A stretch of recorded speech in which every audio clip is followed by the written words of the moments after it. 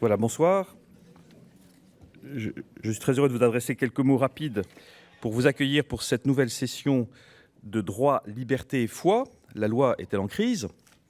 Alors vous vous demandez sans doute pourquoi l'évêque aux armées françaises parle en introduction de cet aéropage. C'est tout simplement le passage d'un témoin, puisque pendant 6 ans, j'ai eu la joie, avec Thierry Massy, de participer à l'organisation de ces soirées, et qu'avec grand bonheur, je passe le témoin à Jean-Baptiste Arnaud, qui est ici, et qui va reprendre cela avec une énergie renouvelée. Et c'est donc ce passage de témoin, et le fait qu'aucune autorité supérieure à la mienne dans la hiérarchie ecclésiastique ne se trouve présente, on fait appel aux plus jeunes. La peinture est encore toute fraîche, puisque ça n'a même pas un mois. Sujet essentiel que la loi.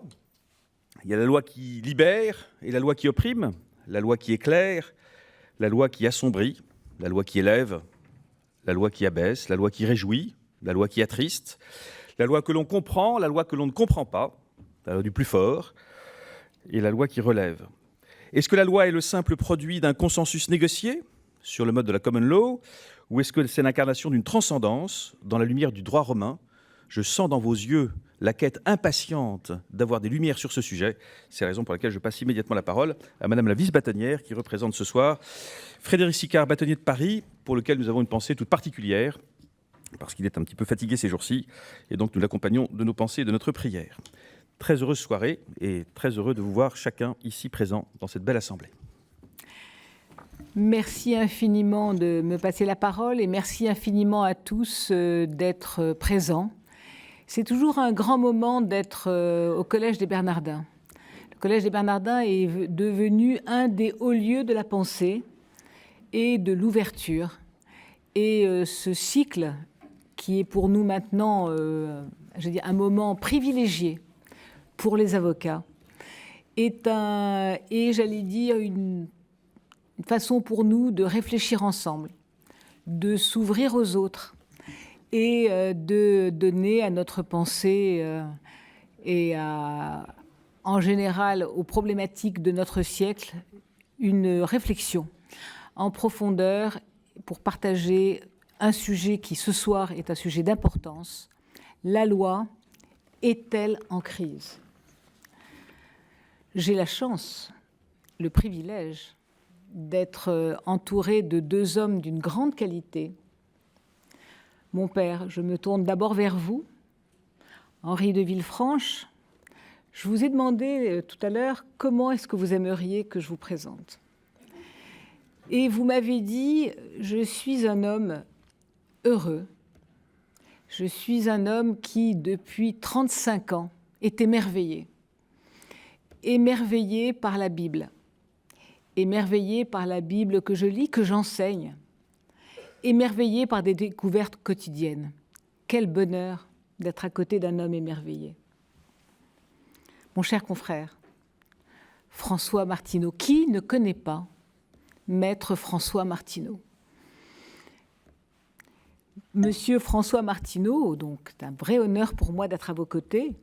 Vous êtes non seulement diplômé de l'Université Paris IV en philosophie, donc imaginez la hauteur de l'esprit et de ce que va nous dire notre confrère, de l'Université Paris I, vous avez une maîtrise en droit, vous êtes aussi diplômé de l'Institut d'études politiques de Paris, vous êtes avocat depuis 1967. Regardez comme on reste jeune lorsqu'on est avocat. Vous êtes professeur à l'école de formation du barreau, expert au Conseil de l'Europe, je ne sais plus quoi dire. Bref. Vous êtes un homme de notre siècle, un honnête homme et un homme éclairé. Un sujet d'importance, comme je vous l'ai dit tout à l'heure, la loi est-elle en crise? Évoquer la crise de la loi, affirmer que la loi est en crise, supposer que la loi serait en crise, reviendrait à douter du maintien d'une société humanisée, de l'homme en tant qu'individu, de l'homme en tant que conscience collective, de l'homme en tant que créature de Dieu. Cette interrogation revêt un caractère dramatique. Elle porte en soi les germes du chaos, à moins de puiser dans le chaos les forces d'une renaissance. Nietzsche n'a-t-il pas écrit « Il faut avoir du chaos en soi pour accoucher d'une étoile qui danse ». Jean Bodin, que vous connaissez certainement et qui est donc un philosophe du XVIe siècle, nous rappelle que la relation du droit et de la théologie est complexe et variable. D'une part, le droit tend à se dégager de la théologie, d'autre part, certaines valeurs juridiques gardent la marque de la théologie. Le pouvoir politique va trouver son autonomie par rapport à une autorité spirituelle qui n'est pas niée, mais qui voit sa fonction s'effacer. Les attributs traditionnellement réservés à l'unité principicielle des anciens, aux dieux chrétiens, en un mot à la transcendance, en devenant ceux du pouvoir politique, ouvrent la voie à la laïcisation de ce dernier. Cependant, comment douter un seul instant que la loi naturelle présente en chacun de nous ne serait pas l'expression de la volonté de Dieu? En ce sens, la loi naturelle revêt un caractère sacré. Cette appréhension de la loi naturelle est partagée par le père Dominique Foyer qui estime que celle-ci a d'emblée un caractère d'universalité. La loi naturelle n'est autre que la manifestation de la loi éternelle établie par Dieu. La loi éternelle est à la fois sagesse et volonté de Dieu. Jean Bodin, toujours lui, élabore la théorie de la justice harmonique, estimant que, et je le cite, « le politique se doit de rechercher cette harmonie et d'imiter l'action divine en respectant l'ordre qu'a établi la loi éternelle ». Quel programme! Comment oublier que Dieu s'est fait homme? Dieu s'est fait homme pour que l'homme se fasse Dieu. Ces mots qui sont prononcés pour la première fois par saint Irénée le sont à nouveau dans les écrits de saint Athanase, saint Grégoire de Naziance et saint Grégoire de Nice. En se faisant homme dans un sacrifice ultime, Dieu a libéré les hommes du poids du péché originel. Comment oublier que le prophète nous livre que la justice est une responsabilité que Dieu a confiée aux êtres humains et qu'en ce sens, elle doit être appliquée avec un discernement qui va au-delà d'une simple conformité rigide à un ensemble de règles. Un grand juriste musulman, Sarakhsi, estime que la justice est regardée comme un acte de dévotion les plus nobles qui soient, après la croyance en Dieu. La justice, a-t-il dit, est la plus grande justification de l'intendance de l'homme sur terre. Comment oublier que la Torah nous enseigne « Tu aimeras ton prochain comme toi-même ». Car il est comme toi, égal à toi et semblable à toi. Lui aussi a été créé à l'image de Dieu. Et voici, il est un homme comme toi. L'apôtre saint Paul le rappelle dans le Nouveau Testament. Celui qui aime autrui a de ce fait accompli la loi. En effet, les préceptes « tu ne commettras pas d'adultère »,« tu ne tueras pas »,« tu ne voleras pas », et tel que je l'ai dit tout à l'heure, tu aimeras ton prochain comme toi-même, tu ne convoiteras pas, et tous les autres se résument en un seul mot. La charité ne fait point de tort au prochain. La charité est donc la loi dans sa plénitude. Rappelons-nous, la loi transcende pour les croyants, la loi immanente pour les non-croyants, la loi demeure, ce lien social qui fait naître en chacun de nous la notion de conscience. Une conscience qui nous dicte l'inspiration et l'aspiration de vivre sous les auspices de la paix, du respect d'autrui et de ses différences, de la justesse et de l'équité. Justice transcendante ou justice immanente? Il n'en demeure pas moins que la loi n'est pas une création issue de la réflexion des hommes, de la volonté de certains. La loi, quelle qu'en soit la forme, existe de toute éternité, qu'il s'agisse des commandements ou des 12 tables. Comment expliquer en toute logique, rationalité, que ce qu'édictent les 12 commandements se retrouve dans notre législation? Il n'est donc guère contestable que la loi est d'origine divine, qu'elle s'appuie sur la justice de Dieu. Cependant, s'il faut évoquer le caractère sacré de la loi, l'origine sacrée de cette dernière, il nous faut également nous interroger sur la fonction attribuée au regard de celui qui applique, qui rend la justice. Rappelons-nous Saint-Exupéry, que l'important soit dans le regard et non dans la chose regardée. Ce que Dieu qualifie de péché, l'homme l'érige en infraction, en manquement. Dieu, quel qu'en soit le visage, est un Dieu de miséricorde. Il ne juge pas, il pardonne, il tend la main. Jésus a proclamé « Votre juge est votre sauveur ». Le pape François l'a proclamé. La justice de Dieu, c'est son pardon, car le pardon divin est un moteur d'espérance. La justice de Dieu est un acte de résilience. Le juge, quant à lui, condamne, prononce des sanctions. Sa fonction sociale ne consiste pas à absoudre. Il n'en demeure pas moins que cette fonction a pour objectif, pour mission, en tout cas devrait être pour mission, de réhabiliter l'être humain. En appliquant la loi, Dieu regarde l'homme. Dieu s'inscrit dans l'éthique de la justice. En appliquant la loi, le juge s'en réfère à l'acte commis par l'homme. Le juge s'inscrit dans la déontologie de la justice, une démarche radicalement différente. Et pourtant, deux démarches tout aussi essentielles. Évoquer le caractère sacré de la loi, c'est évoquer l'amour de l'autre, sans aucun doute l'amour de soi qui commande l'amour de Dieu. Évoquer le caractère sacré de la loi, c'est rappeler cette exigence quotidienne, faite de respect et de tolérance. Ces valeurs contenues dans la Déclaration de 1789, laquelle porte des principes universels.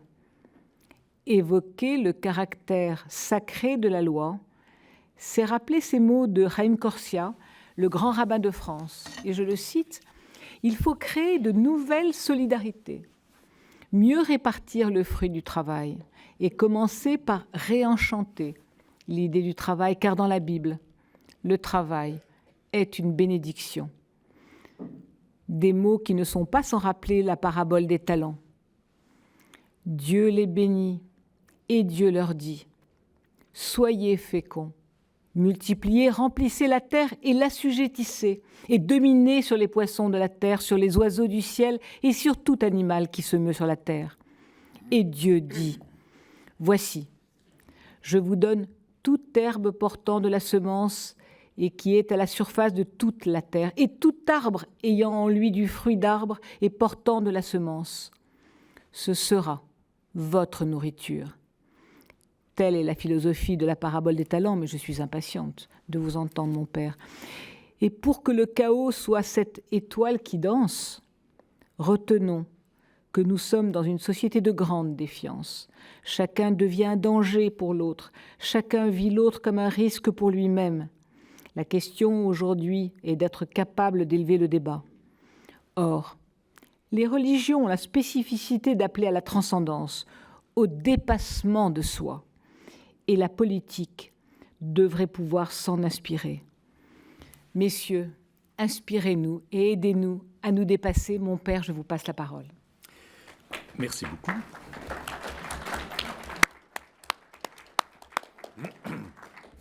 Donc, vous me demandez d'organiser une sorte de parcours dans la réflexion biblique à partir de ces deux questions, la loi en crise et la sacralité de la loi.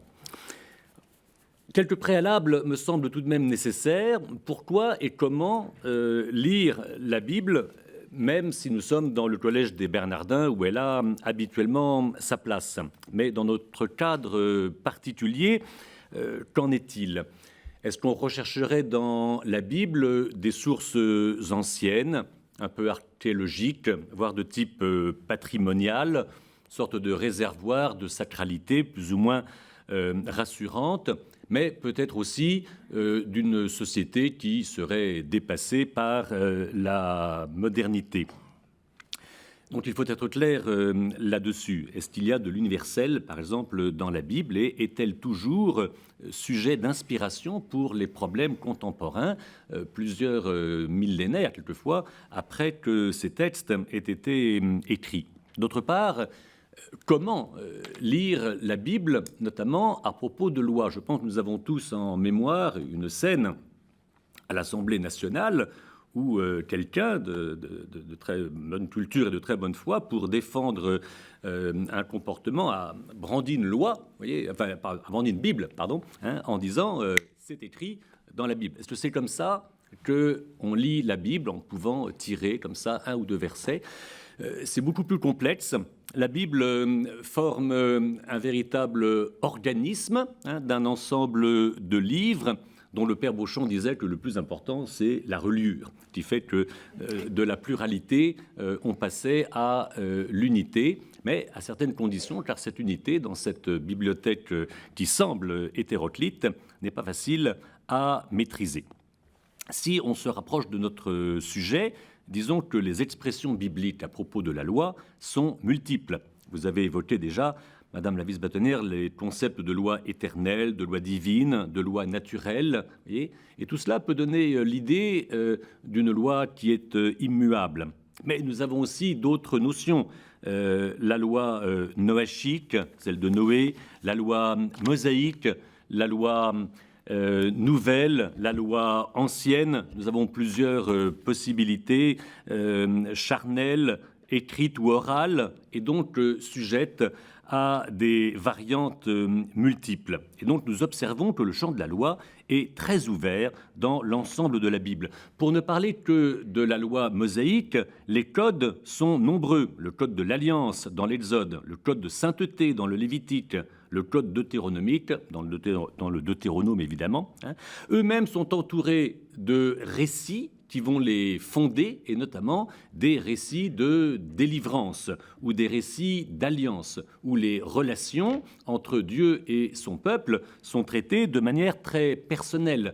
On cherche à connaître qui est Dieu, et le peuple lui-même est invité à progresser dans la connaissance de lui-même. Ces codes multiples sont l'objet d'interprétations toujours en ébullition dans la jurisprudence aussi bien juive que chrétienne, et à l'intérieur du corpus biblique, ils sont l'objet de contestations, de transpositions, de la part des prophètes, de la part des sages, et bien entendu dans les temps messianiques. En ce sens, la proposition biblique me semble assez claire. Les récits bibliques du Nouveau Testament d'abord, et de l'Ancien Testament ensuite, mettent la loi en crise, au sens grec de ce terme qui est la langue officielle et canonique du Nouveau Testament, c'est-à-dire que la loi exige un discernement, une réflexion et une tradition pour être mise en application. Je vais commencer par le plus connu, par le plus simple, enfin apparemment au moins dans notre culture, qui sont quelques moments du Nouveau Testament. Les scènes sont, je crois, familières pour tout le monde.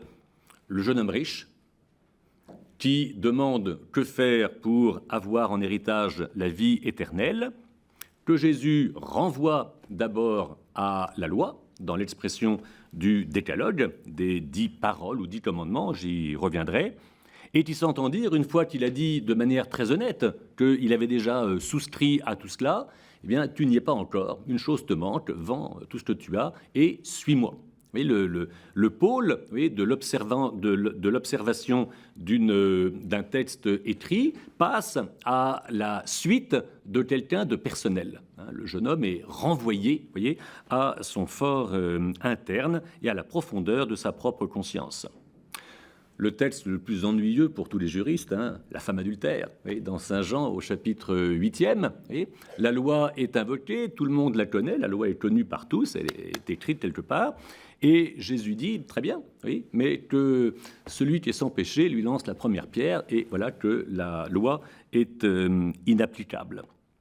Sermon sur la montagne, 3 chapitres, Matthieu 5, 6, 7, avec ces balancements.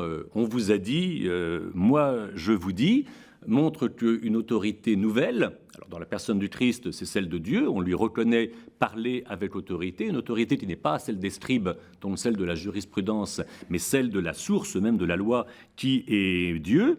Et voilà que Jésus ne s'engage pas sur une application plus ou moins facilitante ou plus compliquée de la loi, mais renvoie aux profondeurs, là encore, de la conscience. Celui qui a l'idée déjà de commettre l'adultère avec une femme a déjà commis l'adultère. C'est peut-être d'ailleurs une des questions de la loi. Est-ce que la loi peut s'intéresser à ce qu'il y a dans la pensée des gens ou à leur téléphone personnel ou à ce qui peut leur passer par la tête dans tel ou tel état, juge-t-on des actes, juge-t-on des intentions? Tout ça est extrêmement subtil. Mais on voit donc que par ces 3 moments assez emblématiques, la crise, vous voyez, porte véritablement sur le sujet de la loi et non pas sur l'autorité de Dieu qui s'abriterait, si j'ose dire, par la sacralité inhérente à sa personne transcendante. Quittons l'Évangile et ces scènes racontées qui mettent Jésus en scène. Prenons un théoricien de la Nouvelle Alliance. Bon, je nomme bien sûr Paul. Paul est bien connu pour ses polémiques sur le sujet même de la loi, avec une sorte de déclaration de guerre qu'il exprime dans la lettre aux Romains au chapitre 5e. À la fin de ce chapitre, la loi donne la connaissance du péché. Voyez, elle dit simplement ce qui est interdit et du coup, elle éveille ce qu'on appelle déjà dans la Genèse le sentiment de la convoitise, vous voyez, qui vient déridler le sujet de la loi. Là encore, les polémiques de Paul ne portent pas en fait sur le contenu de la loi, mais sur la situation du sujet de la loi. Et le sujet de la loi est en lui-même prisonnier du péché. Alors, dans le cadre de nos conférences, je ne résiste pas. Et Maître Martineau m'a confié qu'effectivement, c'était véritablement un terrain bien connu, vous voyez, de tous les juristes. Paul a étudié la rhétorique, il sait parfaitement s'exprimer, il joue avec beaucoup de plaisir sur les arguments justement de ces discours qu'il prononce, et il utilise notamment le phénomène de l'antanaklase, voyez, que vous connaissez tous, et qui consiste à prononcer le même mot, mais dans des sens à chaque fois différents, pour obliger encore à une réflexion décisive, ce que le mot grec krisis appelle tout simplement donc une crise. On peut dire jugement, mais en fait c'est une véritable crise. Voilà un peu ce que ça donne dans le chapitre 7 de cette même lettre. Je trouve donc une loi qui s'impose à moi. Quand je veux faire le bien, c'est le mal qui se présente. Car je me complais dans la loi du Seigneur du point de vue de l'homme intérieur, mais j'aperçois une autre loi dans mes membres qui lutte contre la loi de ma raison et m'enchaîne à la loi du péché qui est dans mes membres. Malheureux homme que je suis, qui me délivrera de ce corps de mort? Grâce soit rendue au Christ. C'est donc bien moi qui par la raison sert une loi divine et par la chair une loi du péché. Il n'y a maintenant plus de condamnation. La loi de l'esprit nous donne la vie dans le Christ. Vous voyez, voilà 7 ou 8 emplois du mot loi. À chaque fois, le sens s'élargit, le sens se restreint et aboutit à une expression qui est un apax, qui est une première dans la littérature de la Bible. C'est donc la loi de l'esprit, donc la loi qui est au fond l'esprit qui vient écrire la loi de Dieu transcendante, mais dans le cœur de chacun. Nous sommes de nouveau dans le pôle qui concerne le sujet de la loi et non pas l'objet même ou l'écriture de la loi. Donc que ce soit les récits sur Jésus ou l'argumentaire très sophistiqué de Paul, c'est toujours la même crise qui est en question dans la littérature du Nouveau Testament. La légitimité de cette crise vient de l'identité de Jésus. Cette identité très particulière que nous connaissons par le dogme de l'incarnation et qui est racontée par les évangiles et par tous les témoins apostoliques, qui fait que Jésus, au fond, est doublement compétent dans le domaine de la loi parce que, en tant qu'il partage la condition divine, il ne fait qu'un avec la source de la loi. Mais d'un autre côté, en tant que né d'une femme, la Vierge Marie, il a été sujet de la loi. Et donc il est compétent dans le domaine du cœur humain. Il est compétent dans le domaine de la dignité ou de la responsabilité de l'homme. Ce qui fait que nous trouvons, après le récit de la femme adultère qui est si problématique, nous trouvons une réflexion qui est très originale, surtout si on la traduit de manière très littérale. Et là, ce n'est pas les biblistes qui sont les mieux placés. J'ai trouvé ça dans un philosophe académicien, Jean-Luc Marion, pour le nommer, qui, dans son dernier petit livre, une brève apologie pour un moment catholique, reprend le chapitre 8 de Saint Jean et voilà ce que ça donne, et c'est tout à fait exact, selon du moins quelqu'un qui a fait un peu de grec. Voyez, vous, dit-il à ses contradicteurs, voyez, vous crisez, du verbe trinité, voyez, vous crisez selon la chair. Selon la chair, katasarka, c'est-à-dire selon l'émotion, selon l'immédiateté.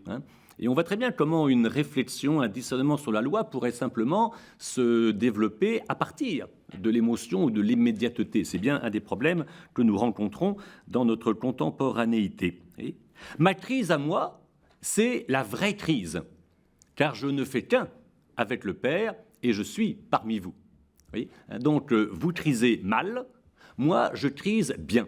Et le mot crise, bien sûr, à ce moment-là, est à employer, non pas dans un sens maléfique, mais dans un sens heureux. Donc la nécessité d'un discernement, d'un engagement qui va nous permettre d'arriver à un équilibre entre l'autorité de Dieu et la responsabilité des hommes.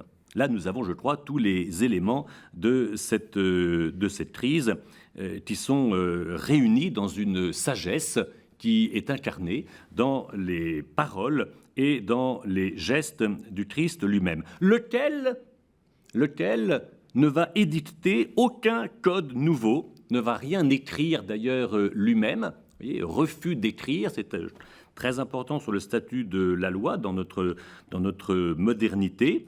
Et comme vous l'avez très sagement rappelé, va édicter un commandement nouveau, donc celui de la charité, qui se situe au plan de la finalité dernière et qui, dans le vocabulaire paulinien, accomplit véritablement l'ensemble de la loi. Je vous donne un commandement nouveau, aimez-vous les uns les autres. Et c'est tout le travail de l'esprit, mais on rappellera peut-être avec utilité que si nous connaissons bien, quand on est chrétien, la fête de la Pentecôte comme la fête du don de l'Esprit Saint, 50 jours après la résurrection du Christ, on sait habituellement un peu moins que la Pentecôte juive, donc qui est accomplie par la Pentecôte chrétienne, fête le don de la loi, le don de la Torah au Sinaï. Et donc la correspondance entre la Pentecôte juive, qui est toujours fêtée par le monde juif, et la Pentecôte chrétienne, toujours fêtée par le monde chrétien, célèbre une transposition qui est très intéressante. Comment le don de la loi devient le don de l'esprit. Quel est ce déplacement, quelle est cette transformation et comment la vit-on ?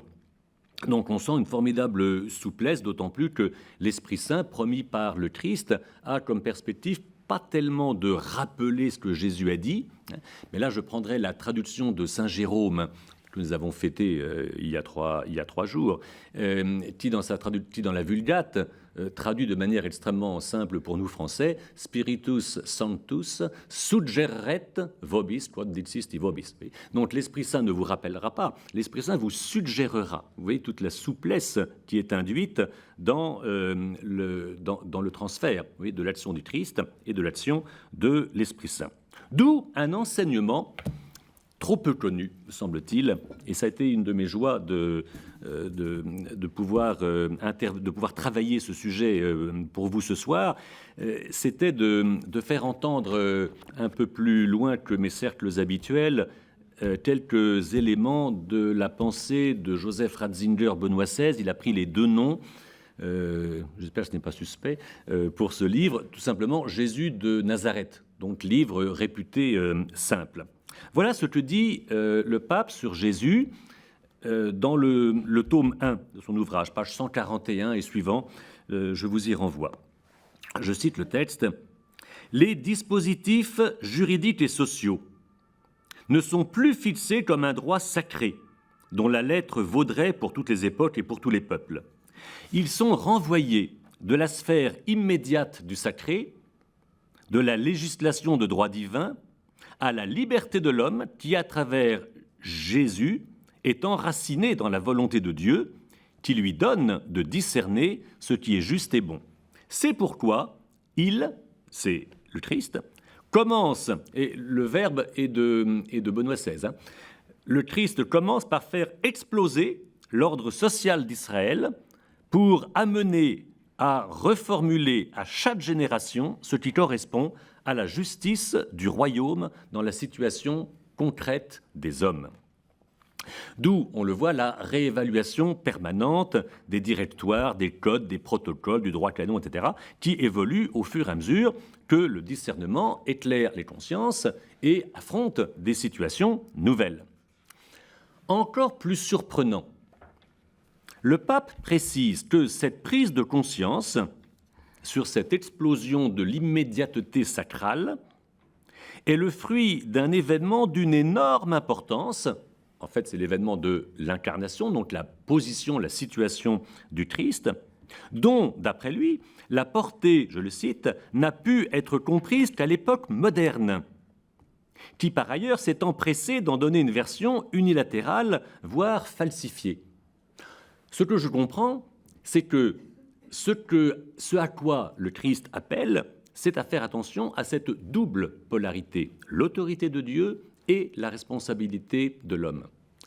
Dans un temps un peu facilitant, on a été fasciné par l'autorité de Dieu. Dans les temps modernes, on s'est débarrassé de cette autorité et on s'est positionné uniquement sur la responsabilité et la dignité de l'homme. Vous voyez, ce qui est une réduction, au fond, de cette bipolarité qui résulte de la crise biblique sur la réflexion de la loi. Si l'articulation est oubliée, les idées chrétiennes, au fond, deviennent assez folles. J'ai encore un peu de temps pour, et ça me paraît important, pour revisiter, à partir donc de l'Évangile et de l'enseignement du pape Benoît, sur l'Ancien Testament. Parce qu'on a l'impression, quand on lit le pape, que voilà, il y avait une immédiateté absolue et puis maintenant une médiation qui a transformé complètement la situation. En général, le pape ne l'oublie pas, rassurons-nous, ce qui est nouveau dans la Nouvelle Alliance avec le Christ a été prophétisé, annoncé, mis en germe déjà dans l'Ancien Testament. Et si nous revisitons le Décalogue, nous trouvons énormément d'éléments qui nous ramènent à cette crise du Nouveau Testament par rapport à la loi. Un principe peut-être est assez simple, Dieu parle la langue des hommes. Et donc rien de divin, vous voyez, ne peut se dire dans l'Ancien et dans le Nouveau Testament de manière immédiate ou univoque. Donc il y a une certaine prudence. On peut s'attendre à des subtilités lorsqu'on lit cette parole. De fait, comment se présente le Décalogue ? Bien sûr, on pense à l'autorité divine. Si le Décalogue est raconté dans le chapitre 20 de l'Exode, il est précédé du chapitre 19, ce qui est évident, qui raconte une formidable théophanie, c'est-à-dire un bouleversement cosmique, éruption volcanique, tremblement de terre, orage furieux, et Dieu terrorise son peuple qui tremble en bas de la montagne, et il va prononcer sa loi devant un peuple terrifié. Évidemment, l'autorité est maximale. À part que il y a deux bémols qui interviennent. Une petite subtilité qu'on voit dans le texte hébraïque et que les traductions essayent de rendre. À la fin du chapitre 19, Moïse prend la parole et tout à coup, c'est Dieu qui parle. Et donc, on veut dire, attention, Moïse parle et Dieu parle. Et donc, parole de Dieu, parole des hommes, et l'immédiateté sacrale est déjà limitée par l'intervention, quelque part, de Moïse. Ensuite, la première parole de Dieu n'est pas du tout terrifiante. « Je suis le Seigneur qui t'ai fait sortir du pays d'Égypte ». Donc, bienveillance divine, orientation vers la liberté, vers la libération, vers une terre promise où la justice pourra être pratiquée, tout ça donné parfaitement gratuitement.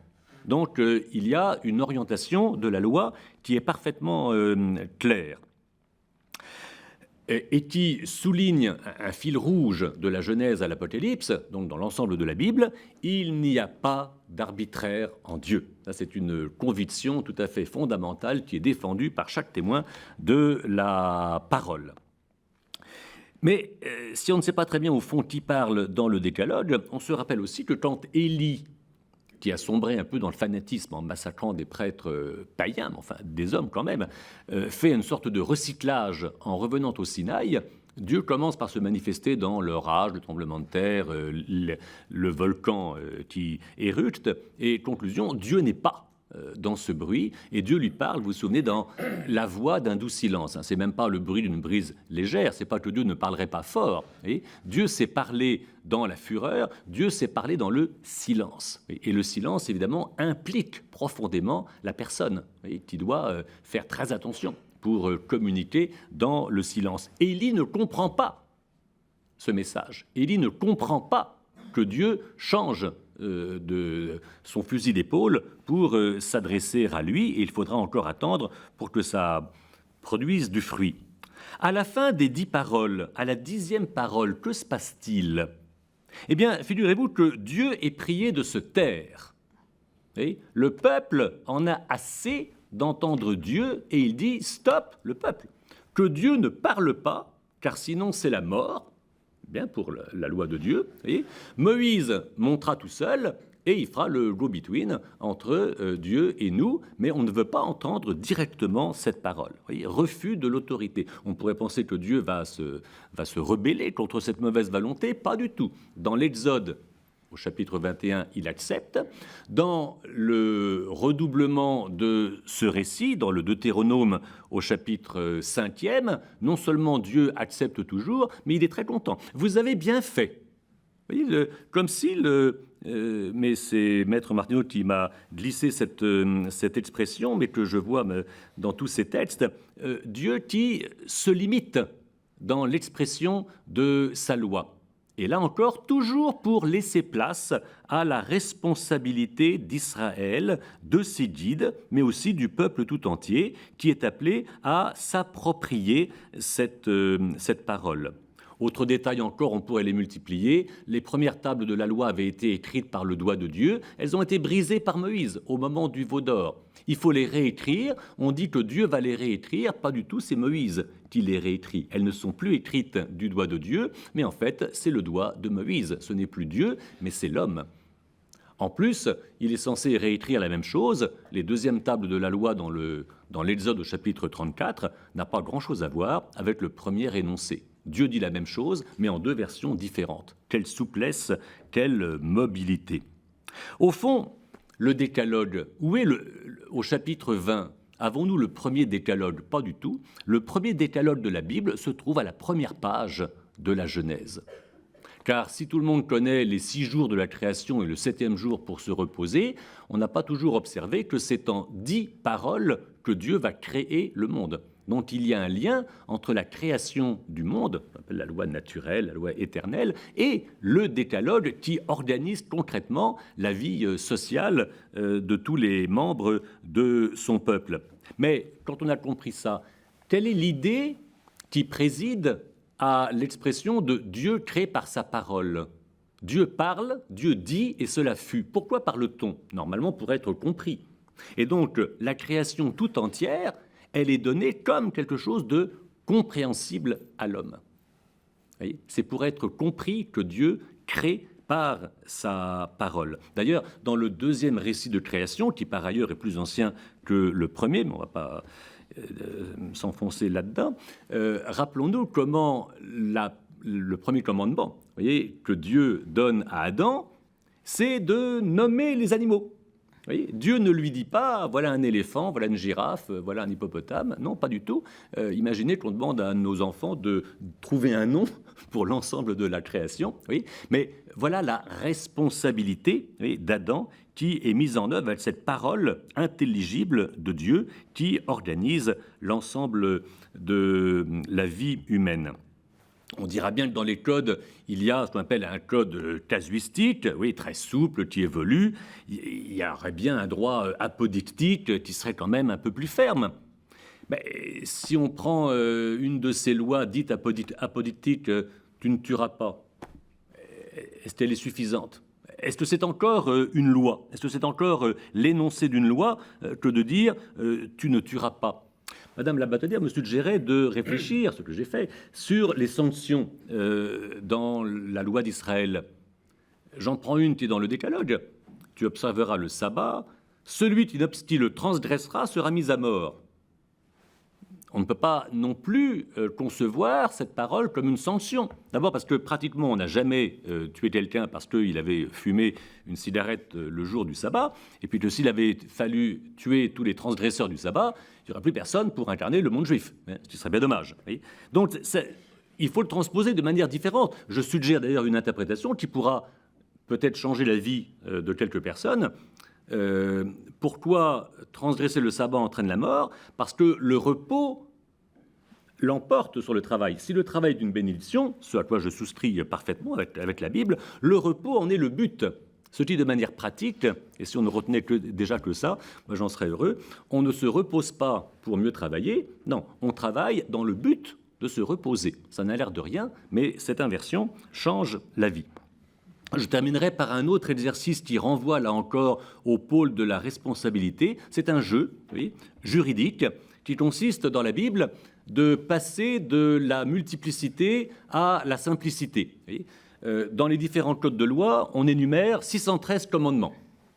Alors, 365 sont négatifs, autant de jours dans l'année, 248 sont positifs, autant que d'os, paraît-il, dans le squelette, du moins dans les temps anciens. Et alors, c'est très compliqué, évidemment. Et puis, un exercice consiste donc à passer à l'essentiel. Vous voyez, voilà, on est sommé, voyez, de résumer la loi tout entière. Alors, il y a une célèbre histoire juive qui fait qu'un païen va chercher un maître juif pour lui demander, il va voir un certain Chamaï, résume-moi la loi le temps que je me tienne sur un seul pied. Et le rabbin, pas content, lui envoie des coups de trique, fiche le camp, espèce d'insolent. Il ne se décourage pas, il va voir un autre rabbi, Hillel, et Rabbi Hillel répond simplement, tu aimeras Dieu et tu aimeras ton prochain. Vous voyez, exercice avant l'Évangile, vous voyez, qui est un classique pour s'impliquer, vous voyez, dans l'appropriation de la loi. Alors, l'exercice va, on ne va pas commencer à 613, va de 10, c'est le décalogue évidemment, jusqu'à 1. Alors, je passe aussi, je vous cite le numéro 3. Comment résumer la Torah en 3 commandements ? On le trouve dans Michée, le prophète Michée, chapitre 6, verset 8. Alors c'est un pécheur qui se trouve en flagrant délit de transgression. Il est paniqué devant l'autorité divine. Et Dieu répond, oh, doucement, on t'a fait savoir, homme, tout homme, n'importe quel homme, ce que Dieu réclame de toi, rien d'autre que, déjà le ton, rien d'autre que, alors 3 choses à bien noter, pratiquer la justice, aimer la miséricorde, marcher humblement avec ton Dieu.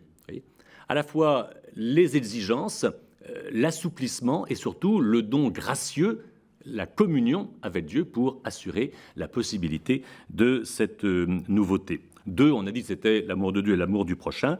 L'unique se trouve dans Habakkuk, chapitre 2, verset 4, et s'énonce ainsi « Le juste par la foi vivra ». Oui. Donc effectivement, celui qui est justifié, vous voyez, par la grâce de Dieu qui pardonne, et ça suppose de croire dans le pardon de Dieu qui va rendre responsable l'homme qui va s'approprier les éléments de la loi divine et éternelle, mais donc non pas de manière extrinsèque, mais de manière intérieure, celui-là vivra, c'est-à-dire sera organisé une société digne de ce nom. En conclusion, alors j'ajouterais même que ce verset de Habakkuk se trouve en bonne rhétorique dans la proposition principale, donc dans l'énoncé de la thèse de la lettre principale de Paul aux Romains, qui cite justement son propos. Je ne rougis pas de l'Évangile, il est justice de Dieu pour le salut de quiconque croit. Et il termine comme il est écrit, et il cite justement ce verset de Habakkuk, le juste par la foi vivra, qui résume l'ensemble de la loi donnée par Dieu à Israël. Donc, en conclusion, disons que le cadre de la loi dans la Bible, de la législation qui est en crise grâce aux prophètes, aux sages et au Messie, suppose le cadre relationnel de l'alliance. L'alliance est à la fois, et c'est curieux, unilatérale parce que c'est Dieu qui en a l'initiative et la conclusion. Il est l'alpha et l'oméga, mais est-ce encore une alliance? C'est un engagement, c'est un serment, et qui est à la fois, on le voit bien avec Moïse, bilatérale. C'est-à-dire que si l'autorité de Dieu est engagée, la responsabilité des hommes, y compris dans le cas si tu observes, tout ira bien, si tu n'observes pas, tout ira mal, cette responsabilité est engagée, mais comme elle est surplombée par l'alliance unilatérale, on a bien l'impression que le pôle humain est dans un chemin de progression grâce à la providence divine qui va le rendre capable d'épouser la volonté de Dieu, ce qui est bien le résultat de la sagesse. Il ne s'agit pas simplement d'observer la loi, mais de trouver, comme dit le psaume 1, verset 2, de trouver du plaisir dans la loi du Seigneur.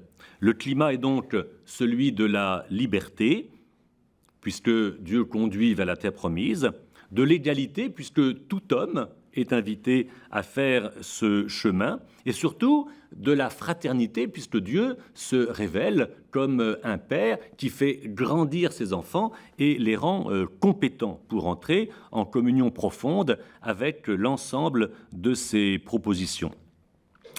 Toutes ces transpositions sont connues, peut-être maladroites, peut-être avec espérance, peut-être comme une utopie. Il faut les revisiter. Mais j'aurais une dernière question pour criser en vérité, selon Jésus dans Saint Jean au chapitre 8e.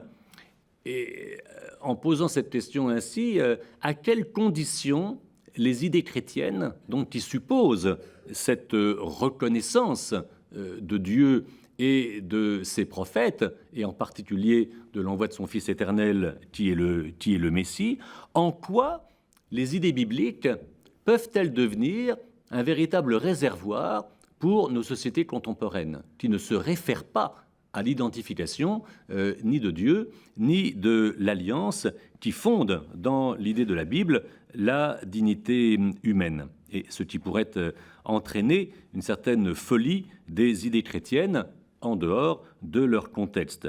L'orientation fondamentale pour continuer de jubiler dans cette réflexion se formule heureusement en une béatitude. Bienheureux les affamés et les assoiffés de la justice, et une promesse, ils seront rassasiés. Merci.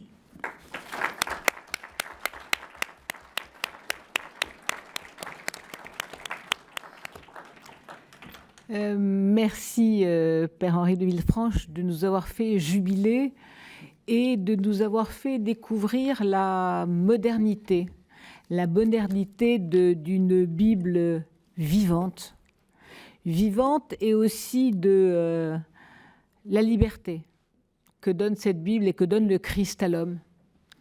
Cette liberté qui est dans le caractère sacré de la loi et dans la loi de l'Esprit. La Bible et le Christ font confiance en l'homme. Mon cher confrère, vous avez, vous, maintenant, à traiter la loi et son histoire.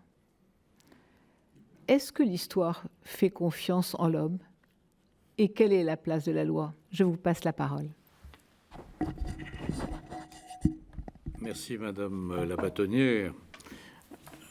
Mesdames et messieurs, imaginons ensemble la route qui mène de Knossos à l'antre de Zeus, c'est-à-dire le mont Ida en Crète. 3 hommes y cheminent sous le soleil, un Athénien, un Spartiate et un Crétois.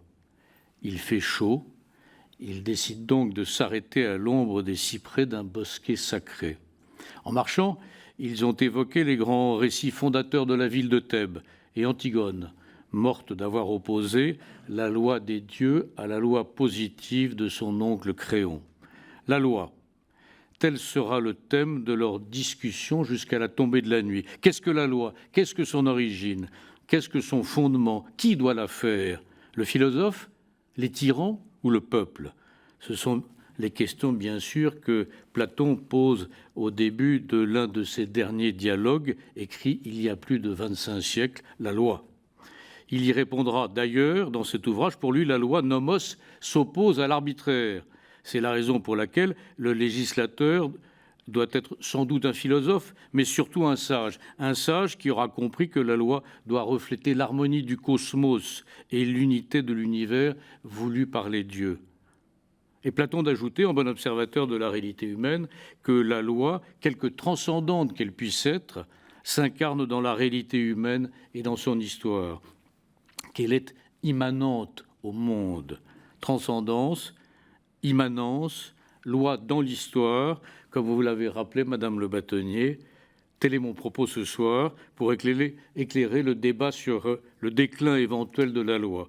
Les questions posées il y a 25 siècles par Platon sont encore d'actualité, bien sûr. Qu'est-ce que la loi? Qu'est-ce que son fondement? Quelle est l'autorité qui doit la promouvoir? Quelle est la part de la loi dans les règles que se donne une société, c'est-à-dire dans les sources du droit? Pour donner quelques éléments de réponse très rapidement, parcellaires et modestes à ces questions, j'ai choisi de parler de ce que je connais le moins mal, c'est-à-dire de l'histoire de la loi en France. La loi en France a reçu deux apports essentiels. D'une part, l'apport biblique et chrétien, et le père de Villefranche vient d'en parler, mais d'autre part, l'apport romain. Alors un mot très rapide sur la loi dans cette société romaine républicaine. Il faut d'abord rappeler que le terme de loi a justement une origine latine, lex, qui vient de lego, dont le deuxième sens est de recueillir par les yeux, c'est-à-dire de lire. La loi, pour les Romains, comme d'ailleurs pour les Grecs, est d'abord une règle de droit écrite et publique. Ce terme de lex est entré en usage en 451 avant Jésus-Christ avec la fameuse loi, vous l'avez évoqué, des 12 tables, par laquelle les plébéiens, c'est-à-dire les prolétaires, comme on dirait aujourd'hui, obtenaient des patriciens, c'est-à-dire des privilégiés, comme on dirait aujourd'hui, que les principales règles de droit de gouvernant la cité de Rome soient affichées et rendues publiques. La loi des 12 tables et les lois ultérieures furent votées par les comices, c'est-à-dire par le peuple de Rome. Ainsi, la lex romaine présentait déjà les principales caractéristiques de la loi telle que nous l'entendons aujourd'hui, à savoir publicité, universalité, généralité, stabilité et surtout acte solennel voté par le peuple. Nous ne partirons pas de cette définition de la loi. Avançons à grands pas. La nature de la loi et sa place vont bien sûr évoluer avec l'arrivée au pouvoir des empereurs au 1er siècle après Jésus-Christ, avec Auguste et puis les autres. Avec eux, on assiste en effet à la confiscation du pouvoir normatif par le prince. À partir de cette période, c'est l'empereur qui va dire le droit au moyen de ses constitutions impériales. L'empereur et non plus le peuple. Les autres sources de droit, notamment les travaux des jurisconsultes, c'est-à-dire de la jurisprudence, n'échappèrent pas d'ailleurs à la mainmise du pouvoir impérial, puisque tous les grands juristes qui ont fait œuvre de l'époque, c'est-à-dire Julien, Gaius, Papinien, Ulpien, étaient des préfets des prétoires qui se situaient dans l'entourage immédiat du prince, qu'ils conseillaient d'ailleurs.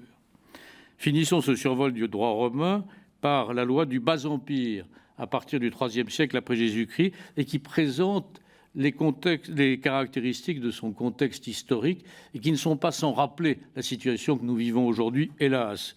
On constate qu'à cette période, le nombre des lois et leur domaine augmentent considérablement, et ce, en raison des menaces extérieures, du début des invasions, des dérèglements économiques, de l'effondrement des anciennes valeurs. Et dans ces conditions, l'État a tendance à multiplier les règles et à multiplier les sanctions de leur violation. La loi réglemente la vie privée, la vie des métiers, le statut des paysans, l'exercice des religions, ou les conditions de transport. Et pour se retrouver dans ce chaos législatif, les pouvoirs publics éprouvèrent bien vite le besoin de réunir tous les textes applicables en compilation, c'est-à-dire en code, codex en latin. La plus célèbre de ces compilations est le Code justinien au VIe siècle, qui se compose d'un rappel de toutes les lois en vigueur dans l'Empire romain et de 9000 fragments issus de 1600 ouvrages de droit des plus grands juristes consultes, ceux que je citais tout à l'heure. Je cite ce code justinien parce que son influence a été considérable sur les législations européennes et bien sûr sur la législation française. Outre qu'il constitue les bases de notre code civil, ce code rappelle un certain nombre de principes fondamentaux quant à l'histoire de la loi, c'est-à-dire quant à notre sujet. Que la création de la loi reste le monopole du prince, tant dans sa définition que dans son interprétation, que le juge de ce fait n'a aucun pouvoir normatif, que le prince, néanmoins, s'il n'est pas subordonné à la loi, n'a pas la possibilité de tout faire selon son bon caprice. Un passage du Code rappelle le texte d'Ulpien qui soumet le prince à l'idéal et à la sagesse stoïcienne. C'est la raison pour laquelle, d'ailleurs, le christianisme s'accommodera d'une telle conception de la loi, puisque le prince chrétien, vicaire de Dieu, se soumet et soumet en cette qualité les lois de l'État aux lois de Dieu. Les grandes invasions du Ve siècle et l'installation en Europe des royaumes barbares, dotés de leurs propres usages, de leurs propres coutumes, a bien sûr bouleversé l'ordre politique et juridique qui caractérisait l'Empire romain. Chaque royaume barbare, qu'il fût wisigoth, ostrogoth, burgonde ou franc, connut ainsi ses propres règles de droit qui s'appliquaient en fonction du principe de personnalité. La loi des Francs pour les Francs, la loi des Visigoths pour les Visigoths, et des bribes de droit romain pour les Gallo-romains. Les Gallo-romains se servaient du droit comme d'une coutume, et non pas comme d'une loi. De même, à cette époque, le pouvoir normatif des rois, successeurs de l'empereur en leur domaine, fut singulièrement réduit, et ce pour deux raisons évidentes. D'abord, la féodalisation du territoire ne permettait pas au roi de France d'être dans son royaume la seule autorité politique, car la dizaine de ducs, de comtes ou d'évêques qui dominaient des régions entières s'étaient eux aussi arrogé le pouvoir législatif, le pouvoir de prendre des établissements ou des ordonnances, comme on l'écrivait à l'époque. Le pouvoir du roi législateur était aussi limité par les conceptions qui prévalaient à l'époque. Un des plus célèbres jurisconsultes du XIIIe siècle, Beaumanoir, dans son Coutumier, consacre ainsi 5 paragraphes à l'analyse du pouvoir normatif du roi. En temps de paix, le roi n'était que le gardien des coutumes. Son activité législative devait donc rester exceptionnelle. En temps de guerre, en revanche, il pouvait être autorisé à prendre des dispositions qu'imposait la nécessité. Mais même dans ce cas, Beaumanoir subordonnait la création de normes nouvelles par le roi à 2 conditions. Une condition procédurale, le roi ne pouvait décider seul, il devait impérativement délibérer avec son conseil, voire son très grand conseil, c'était la Curia Regis. Et sur le fond, avec le développement de la philosophie de saint Thomas d'Aquin, contemporain de Beaumanoir, on admettait que le roi ne pouvait envisager de nouvelles édits, de nouvelles ordonnances, de nouvelles lois, de lois nouvelles, qu'à partir du moment où celles-ci visaient le commun profit du royaume, c'est-à-dire le bien commun. Pour reprendre une expression tirée d'Aristote et familière à saint Thomas, le bien commun était la cause finale de la législation. En outre, toute norme nouvelle devait être raisonnable, c'est-à-dire conforme à une raison humaine qui, selon saint Thomas d'Aquin, et Beaumanoir aussi, était le simple reflet de la raison divine. Beaumanoir précise d'ailleurs à la fin de son développement que la loi du roi ne saurait aller contre Dieu et les bonnes mœurs, car, concluait-il, le roi, comme tous les hommes, est soumis à la loi de Dieu. Avec le foisonnement intellectuel de la Renaissance, au XVIe siècle, la question de la nature de la loi et surtout du pouvoir législatif firent l'objet, on s'en doute, de multiples débats doctrinaux. Ainsi, en 1576, Bodin, que vous avez évoqué tout à l'heure, dans son célèbre livre sur la République, tirant les conséquences de l'absolutisme, écrivait-il que la souveraineté du roi étant dans ce domaine, c'est dans le domaine de la création normative indivisible et absolue, que le roi pouvait casser les coutumes, tandis que, au contraire, la coutume ne pouvait pas déroger à la loi. Mais la majorité des juristes consultes, et notamment le plus célèbre que tous les avocats français connaissent, à savoir Guy Coquille, étaient d'un avis contraire. Pour eux, si en matière de droit public, c'est-à-dire droit d'organisation des structures du royaume, la compétence normative du roi était universelle, en revanche, le droit privé devait rester à la coutume. Et il est remarquable de constater que du XVIe siècle à la fin du XVIIIe siècle, les rois de France respectèrent dans l'ensemble cette summa divisio, cette division, et ne s'autorisèrent à prendre des ordonnances ou des idées que dans les matières d'ordre public ou dans les matières où la coutume était muette. Par exemple, Louis XIV, monarque absolu en son royaume s'il en fut, se garda bien de méconnaître cette règle fondamentale. Son œuvre de codification, on ne le sait pas assez, est considérable. Considérable. C'est lui qui a réorganisé le corpus législatif français. Autant que Napoléon, voire plus que Napoléon, puisque Napoléon, j'ouvre une parenthèse, puis exactement une incise, n'a fait que reprendre, dans les deux grands domaines de la procédure civile et de la procédure pénale, les dispositions de Louis XIV, en les modifiant un peu, mais à la marge. C'est ça qui est étonnant. On ne le sait pas assez. Ce sont par exemple les grandes ordonnances pénales de 1670 ou de 1667 sur la procédure civile, ordonnances conçues dans un esprit de protection du justiciable contre les abus du juge. Et sur le fond du droit, c'est-à-dire sur le droit privé, Louis XIV fit promulguer certes un code du commerce, certes un code des eaux et forêts, certes un code de la marine, mais tous ces codes ne portaient pas atteinte au système coutumier, qui était muet en ce domaine. Donc il a dit le droit par ses édits, par sa loi, quand la coutume était muette. Mais il s'est bien gardé de modifier les coutumes existantes. Chaque fois, néanmoins, le roi devait négocier avec les parlements, qui, parallèlement au développement de la puissance royale, ont cherché, eux aussi, dans cette période, à affirmer leur rôle dans le processus de création législative. Rappelons que depuis le XVIe siècle et les troubles des guerres de religion, le Parlement de Paris, en échange de son soutien politique au roi, s'était arrogé non seulement le droit de contrôler techniquement les ordonnances royales, mais aussi d'en vérifier l'opportunité. Le Parlement fait la loi avec le roi, disaient les juristes consultes favorables au pouvoir parlementaire. L'ensemble des parlements, et surtout les parlements de province, veillaient ainsi jalousement sur le domaine de la coutume, c'est-à-dire sur leur domaine propre qu'ils considéraient de façon patrimoniale. En termes de privilèges, c'était le privilège des parlements et des parlements de province de défendre la coutume qui s'appliquait dans leur province. Et de fait, le XVIIIe siècle fut sur ce plan le siècle où les parlements conservateurs réussirent à empêcher l'ensemble des réformes voulues par le roi. On pense notamment à l'échec de la réforme tentée par Turgot en 1674, qui voulait unifier le système juridique français. Il n'y est pas parvenu. Et on connaît la bataille de l'autorité royale avec le Parlement, et c'est finalement les parlements qui vont l'emporter et qui vont faire chuter la monarchie. Mais paradoxalement aussi, le XVIIIe siècle français se présente comme le siècle de Lumière, c'est-à-dire celui de l'esprit, c'est-à-dire celui de la raison. De toutes ces réflexions philosophiques va germer une nouvelle conception de la loi, règle unique, agent de l'uniformisation nécessaire de la société française.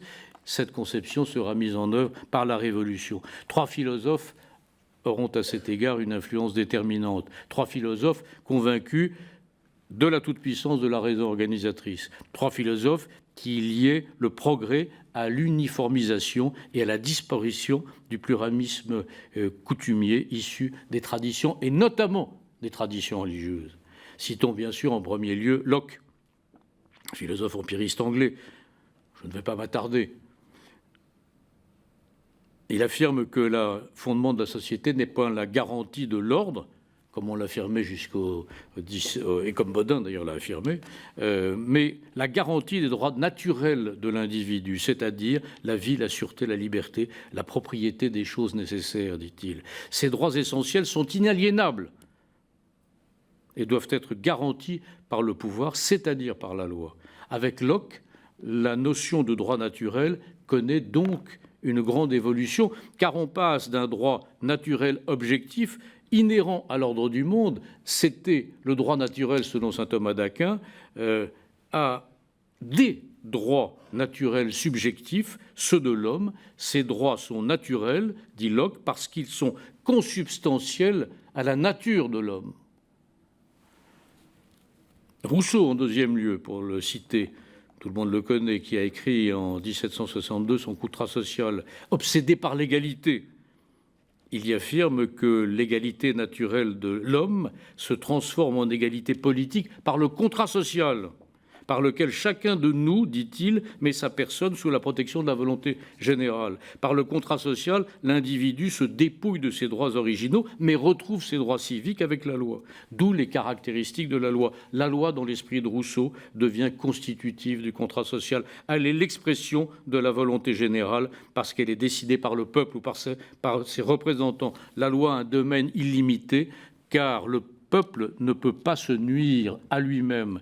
Dit Rousseau, la loi est infaillible car la volonté générale ne peut errer. La loi constitue un commandement absolu auquel chacun doit obéir. La loi, enfin, doit être claire et précise. L'interpréter, dit-il, c'est déjà la corrompre. Et Voltaire d'ajouter ce mot cruel pour les avocats, la majesté de la loi s'accorne mal avec la chicane. Je vois mon bâtonnier. La loi, enfin, est sacrée, c'est la raison pour laquelle, en consacrant le principe de la légalité stricte, elle a servi le juge, qui est seulement chargé de rappeler pour les cas d'espèce la loi, dire les textes de la loi. Et l'office du juge sera, comme l'a dit un autre philosophe bien connu des pénalistes, Beccaria, de former seulement un syllogisme parfait entre les faits de l'espèce et le texte de loi. Et puis, bien sûr, rappelons en troisième lieu Montesquieu et sa théorie de la séparation des pouvoirs. Cela est trop connu pour que je m'y arrête. Avec lui va se répandre l'idée que la loi ne doit pas être faite par le pouvoir exécutif, mais par le pouvoir législatif, qui est séparé et du pouvoir exécutif et du pouvoir judiciaire dans un équilibre constitutionnel, j'allais dire béni. À la veille de la Révolution française, ainsi, les juristes de la bourgeoisie libérale, qui s'apprêtaient à prendre le pouvoir, avaient ainsi sur le rôle de la loi des idées claires. Les enjeux de la loi, c'était la sécurité juridique, la stabilité et l'accessibilité. Ses finalités, c'était d'assurer l'égalité en droit et la liberté, c'est-à-dire la protection des droits imprescriptibles et naturels de l'homme, et notamment et surtout, bien sûr, celui de faire sans entrave du commerce et des affaires. Il est hors de propos de rappeler l'historique de la Révolution française, Girondins ou Montagnards, de leur bataille, de ce qu'en déchaîné, la veille de monter sur l'échafaud, avait désigné sous le vocable de bourreau tout barbouillé de loi, ce qui en dit long sur la légalophilie de la période. Car la Révolution française va consacrer l'absolue souveraineté de la loi en France. Quelques dates, pour rappel. 26 août 1789, Déclaration des droits de l'homme et du citoyen. 30 septembre 1791, première constitution écrite. 22 août 1795, deuxième constitution mise effectivement en œuvre en France. On se souvient des beaux principes que ces textes contiennent et malheureusement de l'application pour le moins erratique qu'en firent les politiques de l'époque. Quoi qu'il en soit, au regard de notre sujet sur la loi et son histoire, soulignons simplement que ces textes mettaient en application 4 idées fondamentales. En premier lieu, était affirmé bien sûr le principe essentiel au terme duquel le Parlement exprimait la volonté nationale et incarnait la souveraineté de la nation. De là découle naturellement que le pouvoir de faire la loi, qui en était l'expression, lui était uniquement attribué et non plus au roi, qui restait subordonné à la loi. En deuxième lieu, ces textes établissaient clairement aussi que le domaine de la loi était illimité puisqu'elle était infaillible. C'est du Rousseau pur. En troisième lieu, face à cette loi omnipotente, on devait obéir, sauf à se rendre coupable de résistance. D'ailleurs, on nous arrête encore au nom de la loi. Désormais, aussi, le pouvoir judiciaire, ne pesait plus très lourd. Le juge devait se borner à l'application mécanique des textes législatifs, la loi étant présumée parfaite et complète, les juges n'avaient plus à l'interpréter. Tout cela était bien simple. Et en dernier lieu, l'instauration de ces nouveaux principes impliquait bien sûr la mise en place de règles de fond radicalement nouvelles. C'est d'abord l'abolition par l'Assemblée constituante le 4 août 1789 de l'ensemble des privilèges privata leges, c'est-à-dire des lois privées qui s'appliquent à telle ou telle catégorie de population privilégiée. Ensuite, on supprime bien sûr de façon corrélative les parlements et les corporations, parce qu'on affirme, c'est la deuxième observation, on consacre plus exactement l'individualisme et l'égalité des droits. Seuls les individus, et non les groupes, deviennent titulaires de droits. Et comme tous les individus sont égaux entre eux, ils doivent recevoir les mêmes droits. Le droit devait leur devenir commun, un droit unique et uniforme. Et ce principe de l'uniformité du droit, issu de la loi, fut d'ailleurs réaffirmé de façon constitutionnelle à la fin du titre 1 de la Constitution de 1791. Il sera fait, dit la Constitution, un code des lois civiles communes à tout le royaume. Et il fallut attendre le 21 mars 1804 pour que, sous l'impulsion de Napoléon Bonaparte, après les travaux d'une commission remarquablement composée, soit promulgué le Code civil, archétype de la loi rationnelle et claire, et dont surtout la stabilité n'est pas à démontrer. Cette conception de la loi, sa toute-puissance, reposait en fait sur un triple postulat qui va être mis à mal par l'histoire au XIXe et au XXe siècle. Le postulat premier était celui de l'équivalence de la loi et de la volonté générale. Non, disent les socialistes à partir de 1848, et surtout Marx, cette affirmation est une fiction. Pour Marx, dans le Capital, le philosophe va, analysant la fonction de la loi dans la société capitaliste, l'assimiler à un instrument au service de la classe bourgeoise, c'est-à-dire de la classe propriétaire des moyens de production. La loi et le droit qui en découle est pour Marx le moyen par lequel la bourgeoisie dominante réalise sa domination sur le prolétariat et organise le fonctionnement de l'économie conformément à ses intérêts de classe. On sait, hélas, le succès que cette théorie pourra rencontrer en France et à l'étranger, et qui semble quelquefois perdurer. Ainsi, la loi, pour de nombreux penseurs, perdait son caractère et son statut sacré en n'apparaissant plus que comme un outil au service des puissants et du capitalisme.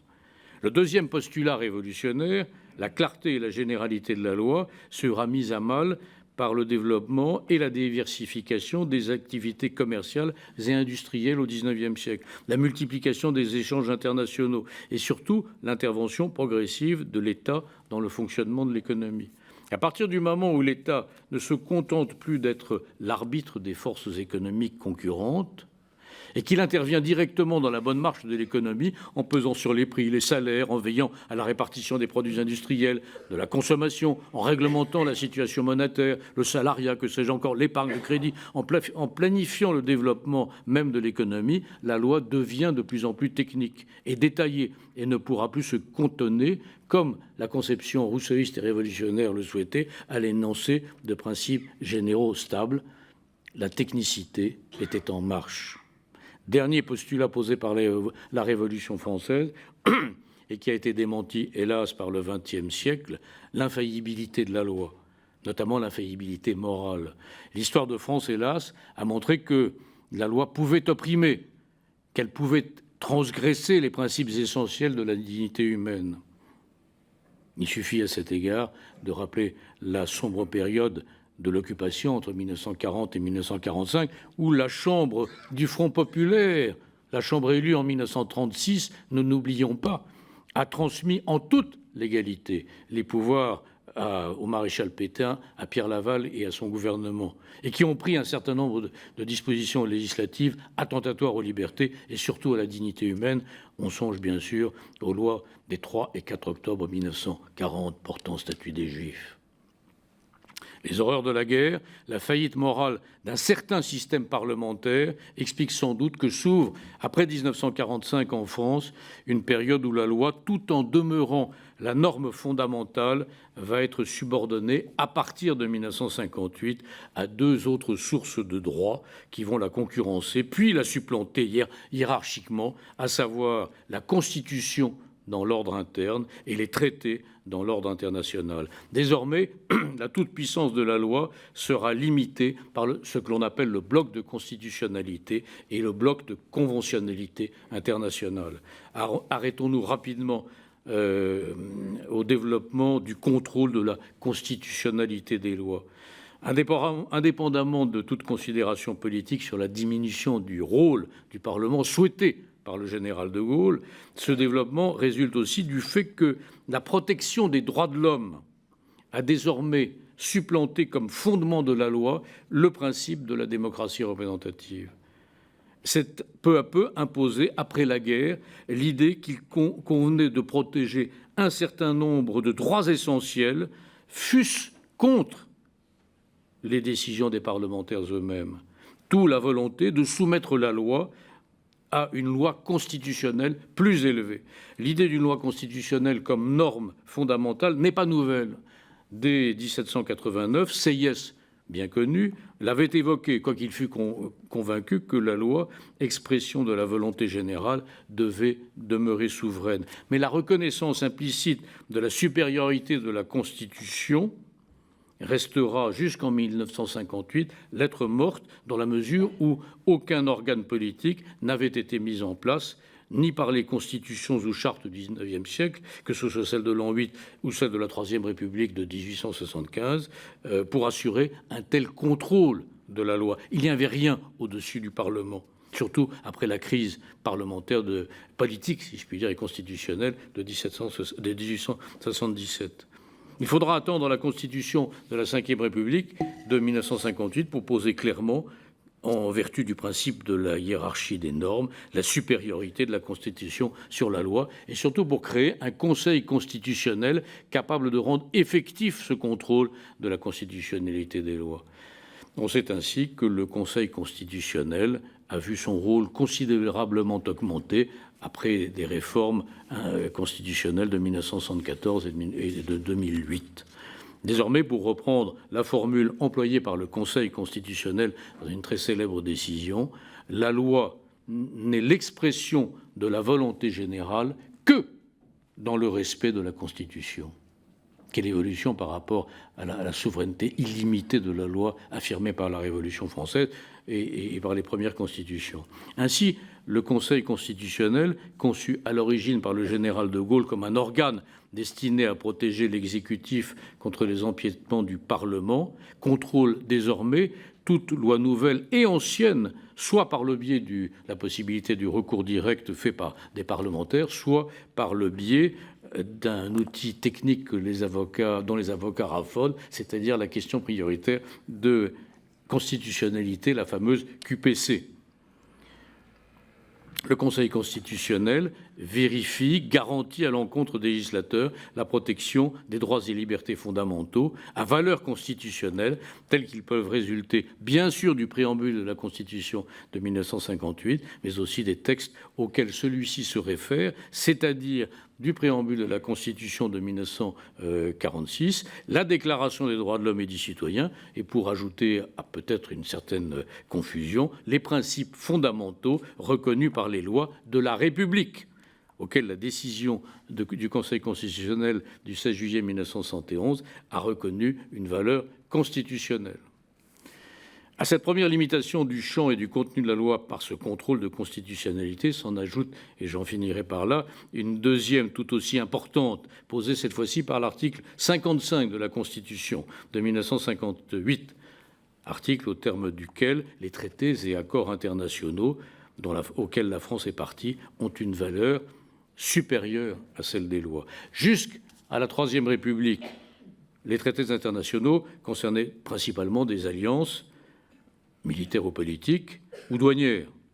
La période postérieure à 1945 a connu une intense activité diplomatique et internationale, et bien sûr la construction européenne, en sorte que la France avait, en 1993, signé, d'après le professeur Mathieu, grand constitutionnaliste, plus de 4000 accords internationaux, outre les 75 accords de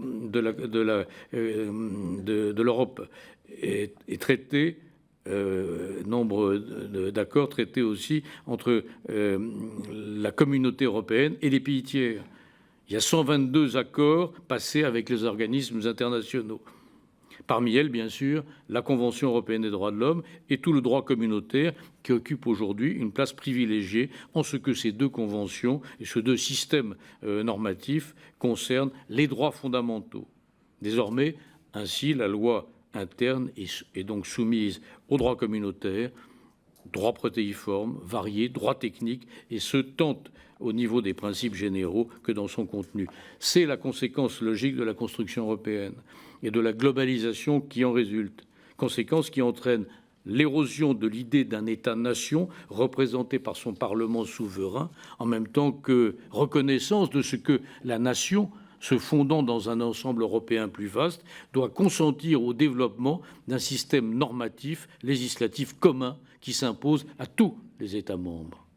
Ces mouvements de nature tectonique ont bien sûr plusieurs conséquences qui affectent la conception traditionnelle que nous nous faisons de la loi. J'en citerai 4 pour finir, qui peuvent caractériser ce que nous ne manquons pas peut-être dans nos discussions de qualifier de déclin de la loi. Tout d'abord, on constate la prolifération des normes législatives. Déjà Tacite, au 1er siècle après Jésus-Christ, se plaignait de l'accumulation des lois qui, pour lui, était le signe patent de la corruption d'une république. Chateaubriand, 18 siècles plus tard, quant à lui, regrettait le vice capital de la législation française que constituaient les articles innombrables des projets de loi qui lui étaient présentés. Et plus près de nous, des grands juristes comme Burdeau et bien sûr Jean Foyer ont dénoncé cette inflation.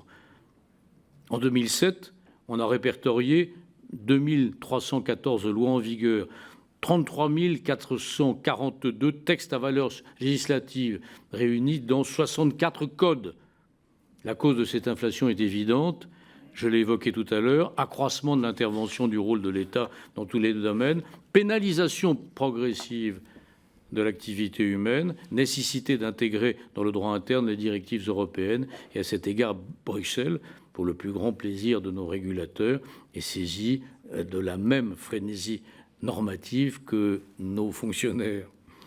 À côté de cette prolifération de la loi en nombre, on constate aussi, et c'est le Conseil d'État qui l'avait lui-même dénoncé dans un célèbre rapport de 1991, signé d'un jeune conseiller d'État, d'une jeune conseillère d'État, Françoise Schoner-Nagor, le Conseil d'État dénonçait l'augmentation du nombre de ces lois qu'il appelait jetables. Jetables comme un briquet, comme un rasoir. Jetables, symbole de l'éphémère qui caractérise l'évolution de nos sociétés. Jetables, c'est-à-dire remplacé par une nouvelle disposition législative très vite, et ce, au gré des lubies politiques de nos parlementaires. L'instabilité de loi tient alors au fait qu'elle est devenue moins un acte politique qu'un acte politicien, le support à un acte de communication avant d'être un acte de raison. Il n'y a qu'à considérer les titres ronflants et moralisateurs donnés, en tout cas l'année dernière, à des dispositions législatives très rébarbatives. C'est une banalité de dire que trop de ministres dans leur domaine veulent avoir leur loi. Plus généralement, beaucoup de politiques considèrent, hélas, un problème de société, faute de le résoudre sur le terrain ou de pouvoir le résoudre sur le terrain, se résout par le vote d'une nouvelle loi, à croire que l'annonce d'un nouveau texte législatif suffit. Ce constat est d'autant plus inquiétant lorsqu'on considère que de trop nombreuses lois ne sont jamais appliquées en l'attente de leur propre décret d'application. Les statistiques sont effrayantes. Le professeur Mathieu, toujours lui, précisait qu'en 2009, 15% seulement des lois votées étaient mises en application. 15% seulement des lois votées étaient mises en application, 37% ne l'étaient pas du tout, et 48% l'étaient de façon très partielle. Mais à la réflexion, pourquoi mettre en application une loi qui n'a été faite que pour répondre en communication à une émotion populaire qui, comme le propre de toute émotion, disparaît sitôt qu'elle s'est exprimée? Jetable, instable, la loi l'est aussi devenue parce qu'elle est trop technique, trop détaillée. La technicité de la loi, d'une loi émanant notamment de Bruxelles, fait que les dispositions législatives, étant de plus en plus précises, de plus en plus complexes, de plus en plus détaillées, perdent ce caractère de généralité nécessaire à sa stabilité. On rêve quand on pense que le Code civil a duré 200 ans. On constate aussi, hélas, et surtout, que ces lois trop nombreuses, instables, deviennent illisibles. Le texte en est souvent le résultat d'un compromis de rédaction entre les diverses intervenants, les services du gouvernement, les parlementaires, par le biais d'amendements, la commission des lois, quand on est en France, bien sûr, et qui, du surcroît, tous ces gens ont perdu la nécessité d'écrire en bon français, dans un style clair et précis. J'ai amené un document que tout le monde a lu, parce que nous sommes tous passionnés par la taxation des revenus du capital. Je ne sais pas si vous avez eu la curiosité, pardonnez-moi, c'est presque pour rire, la curiosité de regarder le projet de loi de finances qui vient de sortir, article 11, mise en œuvre du prélèvement forfaitaire unique. Il y a un article, mais il y a 302 alinéas. Le Code général des impôts est ainsi modifié. Je vous lis le premier alinéa. Au 2 de l'article 13, les mots visés au 1 et 6 bis et au 1 et 6 ter sont remplacés par les mots mentionnés au 1 à 6. C'est ça. Et vous avez ça 302 fois.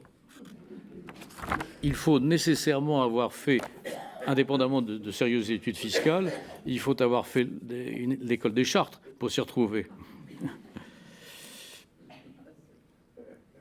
Toutes ces altérations, mesdames et messieurs, du corps et de la portée de la loi surviennent surtout dans un contexte de crise de la normalité législative. Jean Foyer disait déjà, il y a 40 ans, que lorsque la loi bavarde, le citoyen ne lui prête plus qu'une oreille distraite.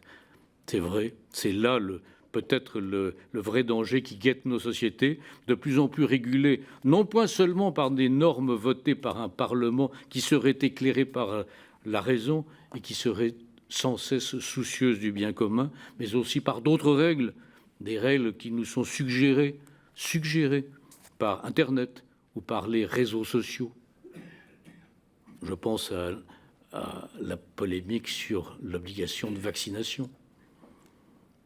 Les réseaux sociaux, Internet, c'est-à-dire, auraient dit nos trois marcheurs platoniciens à l'ombre de leur cyprès, hélas par la tyrannie de la doxa, c'est-à-dire de l'opinion publique et des préjugés. Alors, mesdames et messieurs, faisons en sorte, pour continuer dans la mouvance de l'idée platonicienne, faisons en sorte que notre Parlement ne devienne pas une caverne.